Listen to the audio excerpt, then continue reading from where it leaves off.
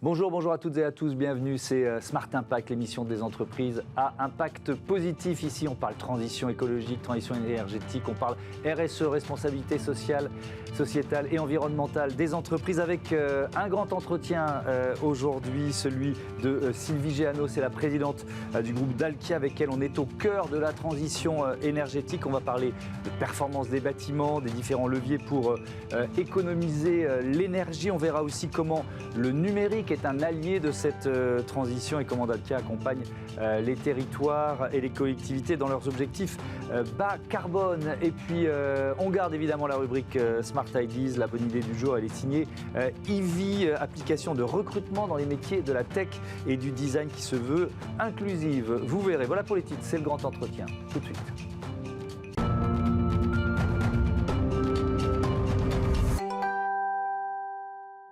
Bonjour Sylvie Géano, bienvenue, heureux de vous accueillir. Vous êtes donc la présidente de Dalkia, filiale du groupe EDF depuis 2014, acteur majeur des services énergétiques. C'est une mission qui est très vaste en fait, la mission de Dalkia, puisque on peut dire que vous accompagnez la transition énergétique de notre société tout simplement. Bonjour. Oui, absolument. Dalkia, c'est 4,1 millions de tonnes de CO2 que nous faisons éviter chaque année à nos clients. Ouais. Donc c'est en ça qu'on est au cœur de cette transition énergétique, qui est la lutte contre le changement climatique, qui fait qu'on doit éviter évidemment au maximum d'émettre du CO2. On le fait à travers deux grandes lignes de métier. La première ligne, c'est celle qui touche la meilleure énergie, c'est-à-dire celle qui ne se consomme pas. C'est ça. Et donc Dalkia travaille avec ses clients dans la durée pour faire des économies d'énergie, avec évidemment plein de solutions sur mesure, et en particulier le numérique, on pourra y venir si vous le souhaitez. Ouais. Et puis la deuxième grande ligne de métier, nous on s'intéresse à des énergies renouvelables dont on parle peut-être un petit peu moins que celles qui sont les énergies renouvelables électriques. Vous savez, on parle beaucoup du solaire, de l'éolien, etc. Ouais. Là, nous on s'intéresse à la chaleur. Ouais. Et pourquoi c'est important de s'intéresser à la chaleur? Parce que quand on regarde la totalité des consommations du pays, à peu près, pratiquement la moitié, c'est de la production de la chaleur. Alors la chaleur, c'est quoi? C'est le chauffage à la maison, ou le chauffage des locaux. C'est l'eau chaude et c'est également toute la vapeur industrielle.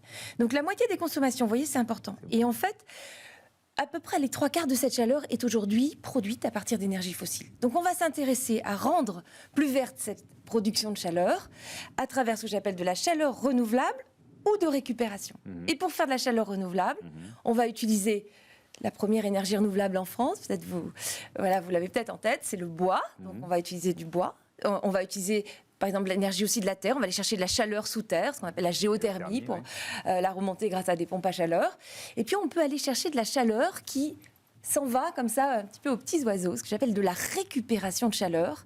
Et récupérer de la chaleur, c'est intéressant parce que cette chaleur, elle est produite de toute façon. On ne va pas utiliser une énergie fossile. Ce qu'on appelle la chaleur fatale, c'est ça? De la chaleur fatale, de la chaleur de récupération, on préfère cette expression-là chez Dalkia. Et on va aller la récupérer sur des incinérateurs de déchets, sur des grands sites industriels, sur des data centers, par exemple. Vous savez, quand derrière son ordinateur, c'est un peu chaud, c'est pareil dans les data centers. On sait récupérer cette chaleur qui s'en va pour aller chauffer des habitants. Et c'est ça que j'appelle de la chaleur renouvelable ou de la chaleur plus verte. Quelques chiffres qui concernent le groupe Dalkia qui est né alors, sous un autre nom en 1937. C'est une filiale d'EDF, je le disais, à 100% depuis 2014. 19 300 collaborateurs, plus de 4 milliards de chiffre d'affaires. On va rentrer un peu dans le détail de ce que vous venez d'évoquer et puis aussi d'exemples avec des entreprises, des sites. Mais je voudrais vous poser une question d'actualité. Le dernier rapport du GIEC est sorti là en ce début de semaine avec un axe majeur, le fait de changer nos comportements. Il y a un maître mot qui est le mot de sobriété. Ça rejoint quand même les objectifs de Dalkia, ça, la sobriété. Oui, la sobriété, ça rejoint cette expression que je dis, c'est que la meilleure énergie, c'est bien celle qui ne se consomme pas. Et donc, il y a un enjeu énorme, et on en parle beaucoup d'ailleurs dans cette actualité un petit peu difficile, on en parle beaucoup, l'efficacité énergétique, faire des économies d'énergie, eh bien, c'est finalement éviter de consommer des énergies tout court, et évidemment des énergies fossiles. On sait que, par exemple, si on passait tous nos logements de 21 degrés à 19 degrés, enfin, tous les bâtiments en France, on gagnerait pas très loin de 20 TWh. 20 TWh, c'est beaucoup. 20 TWh, c'est beaucoup. Par exemple, on consomme 450 TWh à peu près de gaz toute l'année. Oui. Donc 20 TWh, vous voyez, c'est substantiel. Pas mal, ouais. Donc si on s'intéresse à ces économies d'énergie, on va réussir une partie de cette question qui est d'émettre moins de CO2. Donc ça, c'est un des gros métiers de Dalkia. Par exemple, quand on dit de faire des économies d'énergie, moi j'ai un exemple, on travaille avec les lycées d'Auvergne-Rhône-Alpes, on a ces 9 lycées, à peu près 35 bâtiments, on s'engage avec eux à faire 40% d'économie d'énergie. 40% d'économie d'énergie. C'est énorme. Vous voyez, 40%. on peut faire des choses très ça passe par quoi? significatives. Ça passe par beaucoup de travaux, ça passe par des comportements aussi. Ça passe par quoi? J'aime bien cette idée de comportement, ça revient au sujet de cette sobriété. Parce que, vous voyez, des lycées, alors je suis un peu caricaturale, mais si on chauffe le week-end des lycées, ça n'a aucun sens. Certes. Donc ça, c'est ce qu'on appelle du comportement. Et ça, on le gère avec du pilotage, avec du numérique. Donc c'est là ce qu'on appelle des corrélations un peu évidentes, de liens directs entre... Mais on peut aller plus loin. On va regarder tout ce qui consomme de l'énergie dans les bâtiments et on va les piloter avec du numérique, en connectant les installations et en les pilotant finement. Et on va aller chercher ces pourcentages d'économies d'énergie qui sont importants. Bien sûr, ça peut aussi passer par des travaux, par du remplacement de matériel un peu plus efficace. Bien sûr, ça peut passer aussi par de l'isolation. Mais on arrive, si on gère ça, alors on aime bien chez Dalkia parler des contrats de performance énergétique, c'est-à-dire que, vous savez, c'est un peu comme à la maison, on arrive à bien éteindre la lumière un soir, 2 soirs, mais l'intérêt c'est de les éteindre tous les soirs, je caricature quand on sort de sa chambre et qu'on va dîner. Et donc là, avec des contrats de performance énergétique, on va s'engager dans la durée pour les comportements vertueux s'installent dans la durée. Et chez Dalkia, quand je dis 40% d'économie d'énergie avec un client, c'est que si on n'atteint pas l'objectif fixé, eh bien, c'est Dalkia qui paiera. C'est ça qu'on appelle on s'engage sur la performance. Autre exemple, avec la ville d'Yzeure dans l'Allier. Alors justement, vous venez de signer un contrat de performance énergétique. Là, c'est 14%, je crois, d'économie d'énergie le prévu, l'engagement. Là aussi, c'est quoi les leviers? C'est d'abord le pilotage numérique ou alors il y a d'autres leviers à activer? Dans un exemple comme celui-là. C'est un ensemble de choses. Vous citez Yzeure qui fait ce choix de contrat de performance énergétique. Donc là, c'est un autre exemple. C'est des bâtiments communaux, c'est les bâtiments de la ville. On va s'inscrire pour réduire les consommations. Enfin, souvent dans les villes, d'ailleurs, il y a une installation qui consomme beaucoup d'énergie, c'est la piscine. Donc, Dalkia travaille beaucoup aussi sur les piscines, au-delà de tout ce que je vous ai dit. Et donc, voilà, là, c'est 12%. On va le travailler sur les comportements. On va connecter. On va éteindre, évidemment, les appareils quand on n'en a pas besoin. Ça, c'est évidemment un gros sujet. On le pilote avec de l'IoT, des objets connectés, et on va changer les comportements.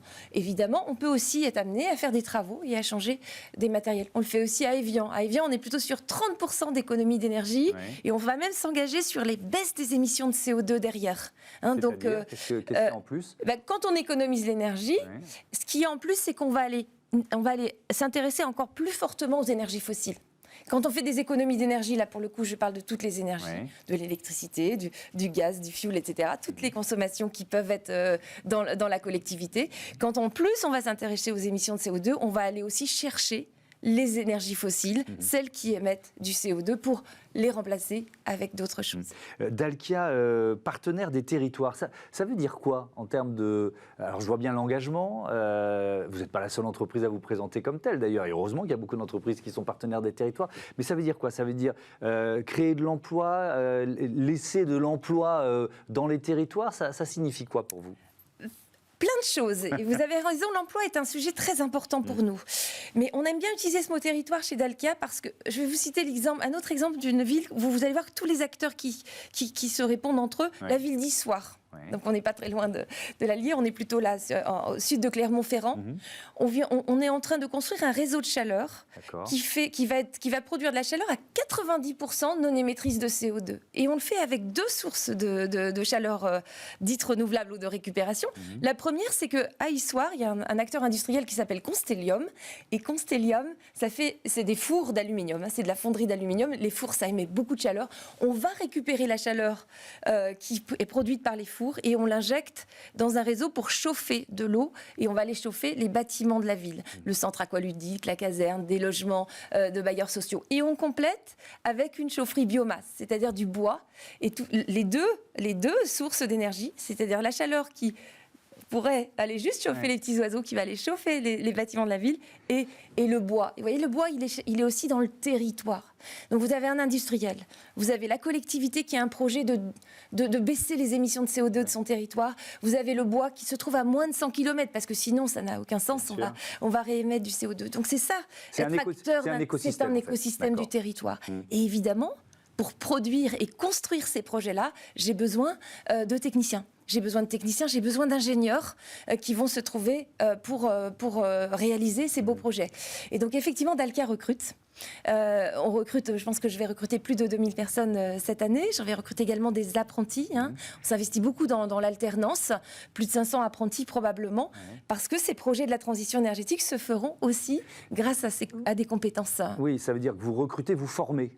Aussi. Absolument. Il faut former des techniciens, c'est ça ? Il faut former des techniciens. Et alors, si je peux me permettre, j'ai un petit regret. Vous avez un petit message à faire passer, allez-y. Il y a beaucoup de jeunes, tous les jeunes s'inscrivent dans cette transition écologique. On voit quelques défilés parfois et c'est vraiment une aspiration forte. Certains, d'ailleurs, dans cette période un petit peu politique, regrettent que ce sujet émerge pas peut-être aussi fortement qu'ils le souhaiteraient. Et quand je regarde un petit peu les compétences que nous avons à disposition, nous trouvons qu'il n'y a pas assez de jeunes qui s'investissent dans les métiers de la transition énergétique. Ça veut dire quoi ? Ça veut dire qu'il faut qu'on montre c'est quoi les métiers de la transition énergétique. C'est vrai que si je vous dis génie climatique, génie électrique, ça sonne un petit peu moins sympathique parce que les appellations sont des termes techniques.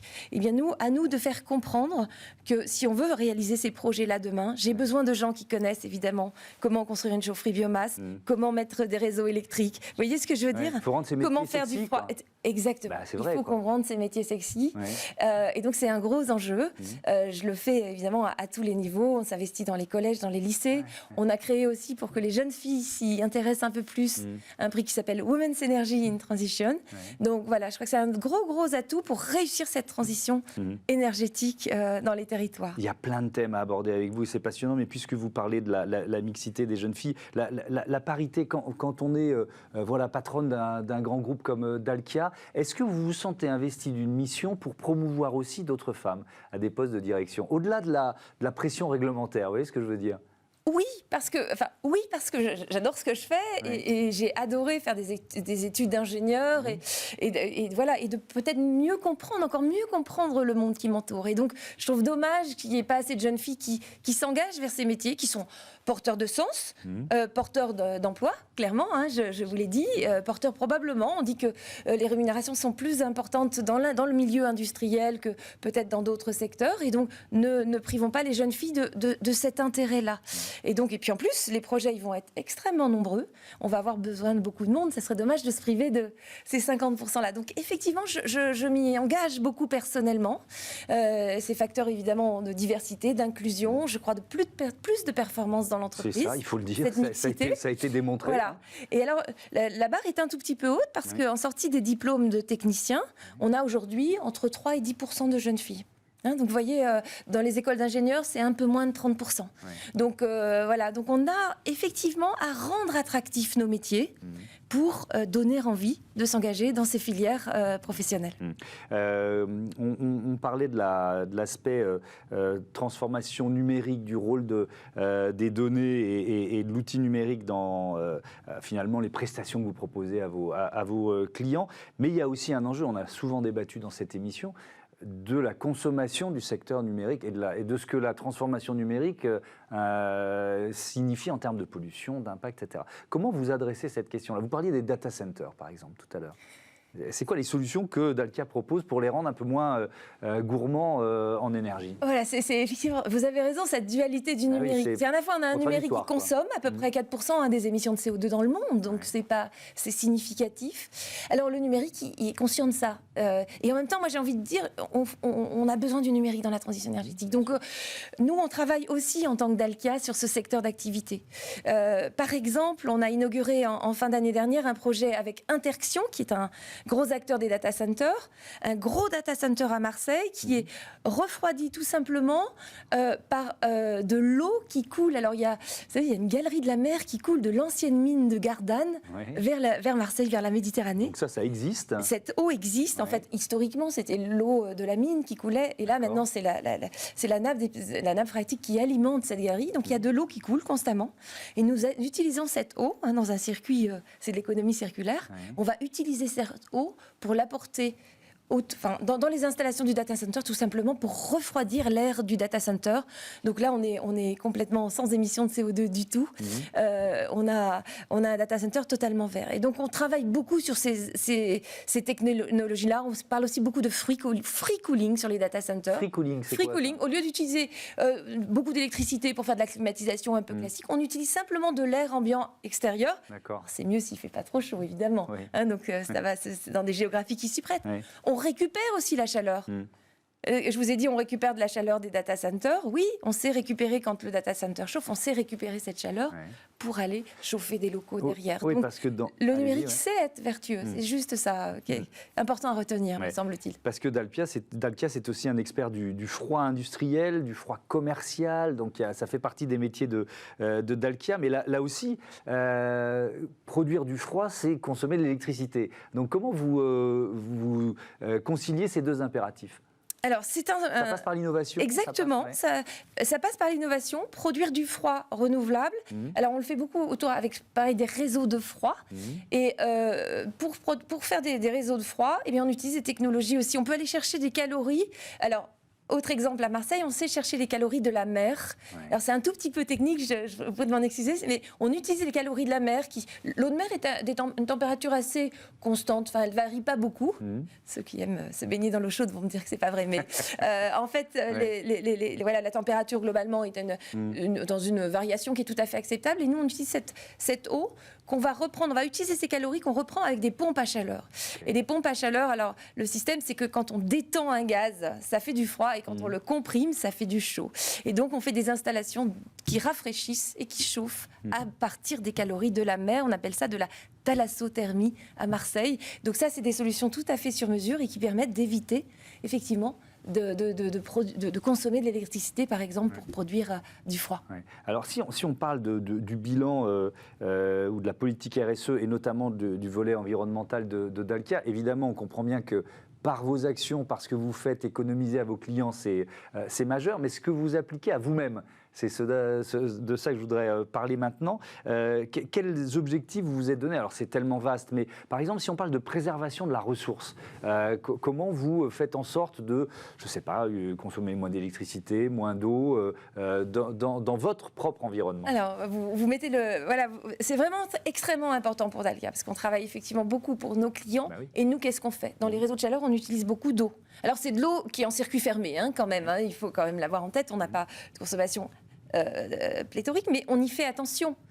Faire attention, ça veut dire éviter qu'il y ait des fuites d'eau, etc. Donc on mesure cette consommation d'eau et on la gère au mieux. On est également aussi très vigilant sur les forêts. Je vous ai parlé beaucoup de biomasse, on utilise beaucoup le bois énergie. C'est important le bois énergie parce que le bois permet de stocker du CO2. On me dit souvent, mais quand un arbre brûle, il émet du CO2. C'est vrai. Ce qui est intéressant, c'est tout le cycle du bois. Quand il pousse l'arbre, il va stocker du CO2. Donc ça, évidemment, on parle beaucoup du bois comme système de stockage. Il stocke du CO2 et quand on va le brûler, en principe, si on brûle la totalité de l'arbre, il restitue exactement la même quantité, comme on va replanter. Mais comme on brûle un petit peu moins que l'arbre, c'est vertueux. C'est vertueux. Cette biomasse, je vous dis ça, c'est extrêmement vertueux en France parce que la forêt est en croissance en France. Il y a des endroits où c'est pas tout à fait vrai. Ce qui est important, c'est qu'Dalkia soit un acteur qui veille à ce que la forêt soit exploitée de façon durable en France et partout où on exploite des installations de bois. On n'est pas du tout, parce qu'on entend aussi beaucoup parler de déforestation. Donc ça, c'est pas du tout ce qu'on fait. On a une forêt en croissance en France et on utilise une partie de la croissance. Donc cet engagement, ça c'est important. Ce sont des engagements. Par quelles actions ?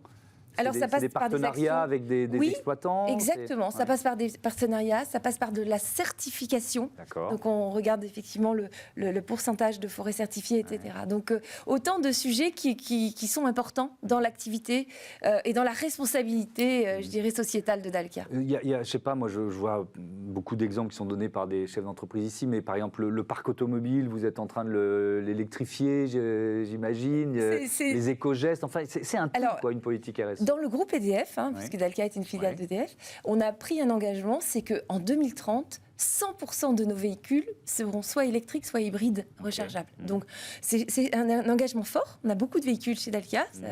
Vous connaissez peut-être les petites voitures blanches qui passent dans certaines installations. Et donc, voilà, on est en route. On est en train de... À chaque fois qu'il y a des changements de véhicules, on ne prend plus que de l'électrique ou de l'hybride rechargeable, en fonction parfois aussi de certaines géographies, des infrastructures de recharge, etc. Et donc, oui, c'est un engagement fort. On s'inscrit complètement, je dirais, dans notre raison d'être, qui est de construire un avenir énergétique neutre en CO2. Donc on est cohérent avec nous-mêmes. Évidemment, on agit beaucoup pour nos clients, mais on est aussi cohérent.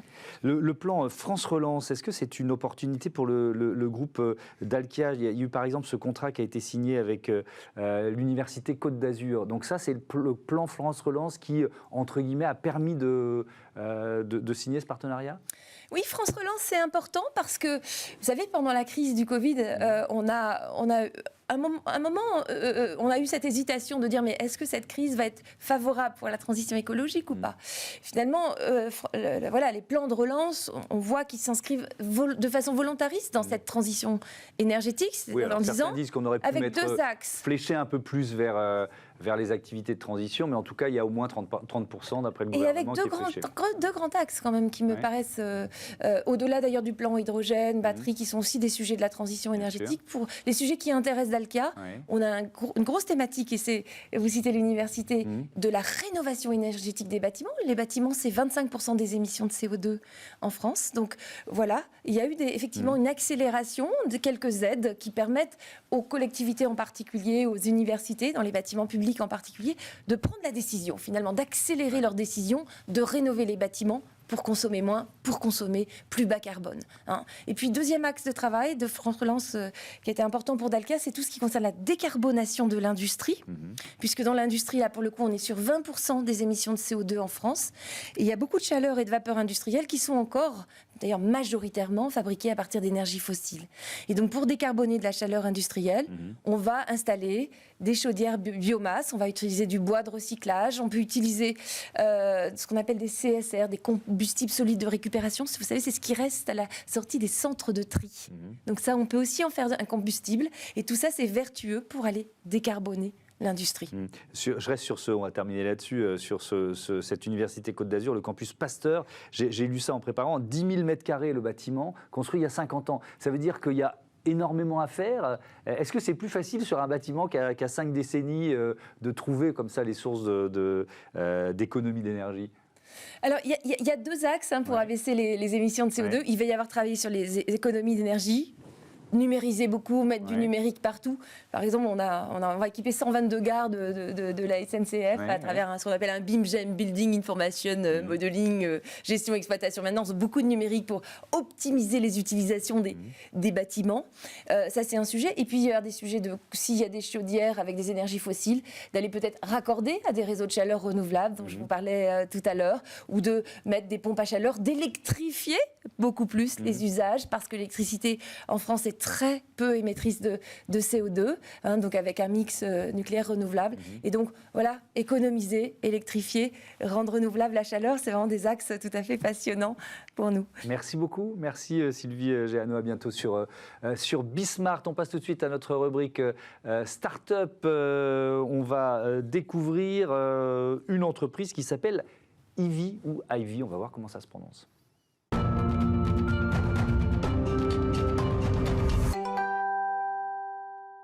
Smart Ideas, tout de suite avec Aïssata Kouaté. Bonjour, bienvenue. Bonjour. Vous êtes la présidente d'Ivy, Ivy.io, c'est quoi ? Ivy Recrutement, donc c'est une solution qui permet de mettre en relation les personnes en reconversion professionnelle et les entreprises. Donc en fait, c'est une solution SaaS qu'on va utiliser pour pouvoir matcher les projets tech de nos candidats via GitHub. Et ensuite, on les match avec les projets des entreprises pour répondre à un besoin de recrutement. Donc c'est vraiment, c'est spécifique, c'est-à-dire c'est les projets tech ou design, c'est ça que vous adressez? Exactement. En priorité, les projets tech. Ouais. Donc on est axé sur les développeuses et développeurs web. Et l'objectif, en fait, c'est de pouvoir repenser le recrutement. Donc on fait un focus sur les compétences du candidat, sur sa personnalité. Donc on a une partie où le candidat va candidater spontanément via l'application mobile, disponible sur Android et iOS. Et ensuite, on va analyser via le logiciel les projets d'entreprise qui sont également, on va dire, hébergés sur GitHub. Et ensuite, le matcher via un algorithme. D'accord. Ça veut dire quoi? Ça veut dire que le diplôme n'est pas le plus important? C'est vraiment... alors on voit de plus en plus d'entreprises qui disent ça d'ailleurs, donc c'est intéressant. Exactement, c'est intéressant. Et donc du coup, nous, nos candidats, ils ont un background professionnel déjà établi dans un autre secteur, mais ils sont en reconversion vers ces métiers-là. Donc l'objectif, c'est de mettre en avant, on va dire, les compétences, donc via les projets qui sont réalisés, donc qui sont en ligne sur GitHub, et aussi la personnalité. C'est pour ça qu'on utilise le pitch vidéo, où ils peuvent parler de leur parcours, de leurs compétences, des projets réalisés, et ensuite mettre les liens vers les projets. Mais ensuite, ils vont devoir... Est-ce qu'il y a une formation qui va devoir suivre, une certification pour enchaîner, c'est ça? Donc en fait, on travaille en partenariat avec les écoles de formation, en l'occurrence la Grande École du Numérique. Donc nous sommes récemment lauréats de l'appel Innovation. Et du coup, on accompagne ces personnes-là qui sont en formation de 6 à 9 mois vers ces métiers-là, en l'occurrence développeur web ou data scientist. Et ensuite, à la fin de formation, nous, on les accompagne pour rechercher ce premier emploi-là, qui est vraiment difficile à obtenir. Donc stage, alternance, CDD, junior. Oui, donc vous faites matcher les candidats et les recruteurs. C'est quoi le modèle économique d'Ivy? C'est un modèle classique de SaaS et d'abonnement. Donc un abonnement de 200 € à peu près pour les startups. Et ensuite un abonnement entre 700 et 900 € pour les PME. Donc ça veut dire que ce sont uniquement les recruteurs qui payent? Pour les candidats, c'est gratuit? Comment ça se passe? Pour les candidats, c'est gratuit, absolument. Et effectivement, ce sont les entreprises qui payent. Et nous, on fait un focus CTO.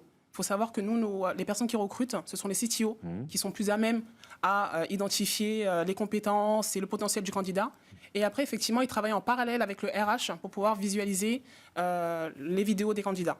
Voilà. Et ensuite, on a 1000 et quelques pour travailler avec les grands comptes. Justement, si je suis recruteur, si je suis directeur technique, qu'est-ce que je trouve sur l'appli ou sur le logiciel? Comment ça marche, quoi? Je vais voir les profils des candidats. Exactement. C'est tout simple. Du coup, c'est comme un espèce de... vous voyez le cercle qui tourne là, comme un algorithme.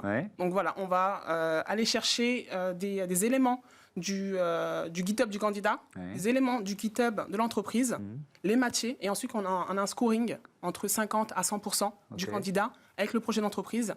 Et à partir de là, il reçoit un panel de candidats qui va ensuite contacter pour le recruter. Qui sont vos clients, justement? C'est plutôt des startups, plutôt des PME, ou alors ça va jusqu'au grand compte? Donc, nos clients, ce sont plutôt les PME, donc les scale-up qui recrutent beaucoup. Donc, en fait, on a une cible aussi entreprise à forte valeur technologique et les grands groupes également, qui sont plus à même à recruter des alternants régulièrement dans l'année. Vous l'avez créé quand, Ivy? Ivy, en fait, on va dire que c'est un cheminement. Depuis 2019, j'ai moi-même fait une reconversion. À la base, je suis comptable. Donc je me suis formé chez Simplon pour découvrir la programmation informatique. Ensuite, j'ai lancé mon association qui s'appelle Eloada pour accompagner d'autres femmes à se reconvertir. Et en 2020, on a fait un constat, c'est que la reconversion, c'est bien, il y a de la formation et de l'emploi.